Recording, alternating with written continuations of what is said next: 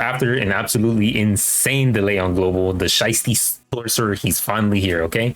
Of course, we are talking about Takuma, and as always, this is a review, so we will be checking out his best build, his best team, and how to play him, and whether he is worth summoning for. So performance-wise, INO is a blue DPS. He can handle both physical and curse technique damage. He's not technically a hybrid. His higher DPS is on the curse tech side, but he can reliably output damage with either type. On top of that, he has 2 actions per turn.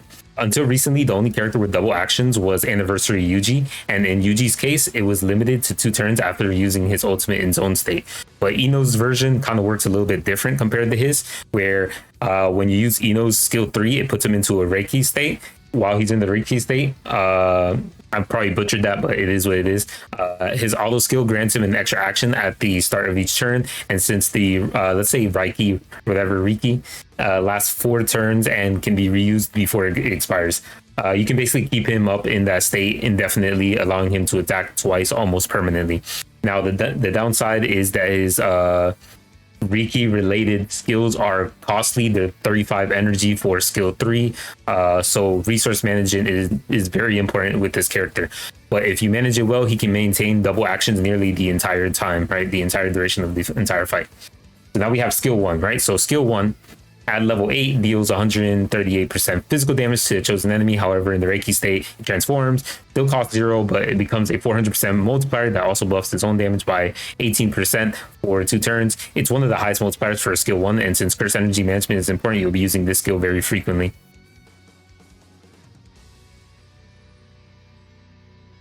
All right, so now we have skill 2. So skill 2 is going to consume 20 curse energy, and then at level 8 grants himself a 36% curse tech buff, and then deals 400% range curse tech damage. In the Reiki state, it also grants an extra 30% damage buff. The issue is the high cost, 20 energy per use, which makes spamming it unrealistic unless combined with skill 3's efficiency buff, which reduces its skill cost to 10. And we're going to get right into that right now. So we have the number 2 Reiki. This is going to be applying the Reiki, which is your Reiki state and all that stuff. So skill 3 primarily applies the Reiki state and then provides curse energy efficiency if you reuse it while already being in the Reiki. This means the curse energy efficiency will only start on your second rotation of the Reiki state. So that's basically it. And then obviously it gives damage, they'll decrease, all this other stuff, evasion. It is what it is, though. We don't really care too much about that. Obviously, it also gives you an ultimate gauge fill rate decrease, things like that. It's whatever. We don't really care that too much about all that stuff. Now we have the ultimate, so we have it at level 7. This gives him a 42% curse tech buff and then deals 770% damage. So compared to modern units, which is what we're always going to compare it to, the multiplier is not particularly high and the effect is very simple. So his ultimate isn't his main source of damage. His real strength lies in his skills under the Reiki state with double actions, which provide consistent damage throughout the entire fight. Now let's talk about his strengths. So there's not going to be too much under his strengths, since he can basically use like both his physical with his skill 1 and curse technique damage with his skill 2. He's extremely useful in stages where one type is kind of resisted, right? That's really about it. He's not anything special in terms of damage output. Now weaknesses, however, his main issue is the fact that he is of the blue attribute, and I'm not gonna lie, it's hard for him to shine when Sukuna exists. Sukuna alone is strong enough to handle almost every single blue content. That doesn't mean that he's weak.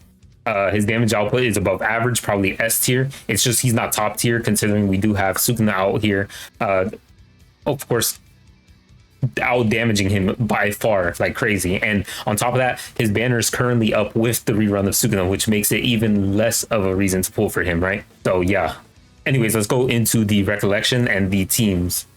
All right, so we're here on the team page, right? Now for his Recollection, I would say the most recommended, at least by me, is definitely going to have to be Magnificent Stride. Now, it helps you slightly with its additional 10 curse energy at the start of the battle, but the main reason is because the buff it provides the last 2 turns, and then that helps you do more damage, considering this character obviously plays into the more consistent role of doing more damage through multiple turns rather than just one singular turn. So this does help him and benefit him a lot more than other characters. This way, similar to Zone G's Play the Strong, it will buff a total of 4 attacks, giving you the highest DPS possible with him, since you have 2 turns and you have double actions for those 2 turns. Other than that, I would say Pride is probably also really strong on him, of course. In the future, when we do get Naobito, his Recollection would be his best since it gives you Curse Energy every turn and also buffs for 3 turns, which is insane. Now for his team, I would have to say Blue Inumaki is definitely the perfect way to go. He's always good in every single blue team, so there's no reason not to use him. I'd have to say Domain Gojo is obviously going to be one of his best partners, just because for nuking and DPS, since he can abuse the 4 turns of the 200% damage increase with full double skill nukes, right? Because you'll be able to just nuke him like with a bunch of skills. Like you'll just ult with Gojo, and then all those turns that you have those buffs and everything, and you're obviously having double actions. You're going to do tons of damage in those turns compared to other characters. That's the only thing that kind of gives him a slight edge over some characters, but he's still kind of a little bit lackluster. Now then, for the other slots, you just put your regular supports. Like you could have, Rare Yuki, if I can manage to find him here. If I can manage to find him here, guys. Surely he's somewhere here. We have Rare Yuki, and then obviously you have characters like Momo, right? Or you could even use SR Yaga as well. That works just fine. Or you could even use Kamo. Kamo's fine too. Or you could even use SSR Yaga for stat debuffing. There's a bunch of different options, right? But for sure, you're definitely going to be using characters like this. Right? Your team is going to look something similar to this, and you kind of just mix depending on what characters you have. Like if you need a debuffer and you don't want to use Domain Gojo, then you can use like Kamo, or you could use Kamo instead of Inumaki. Although you want to use Inumaki because the Inumaki is goated on every blue team. Then if you want to have buffer and you can't really debuff the enemy because they're debuff immune, then you can use character like Momo. You can use Yaga, SR Yaga, for example, things like that.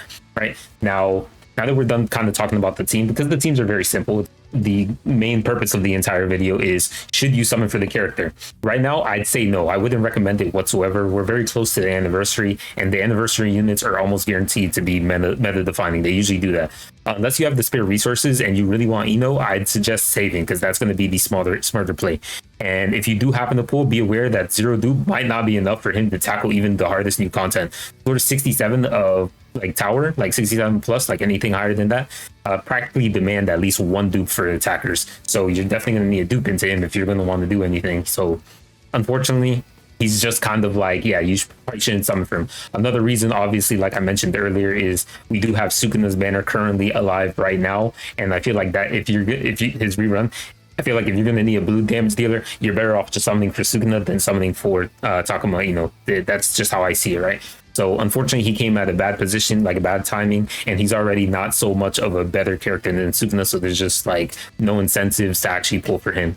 But yeah, anyways, without further ado, that's going to be the closing of this video, and basically I'll see you guys in the next video, which should be the, of course, showcase of him, and then the video after that, which should be whatever next character we get or any news that we get. Anyways, I'll see you guys in the next one. Peace.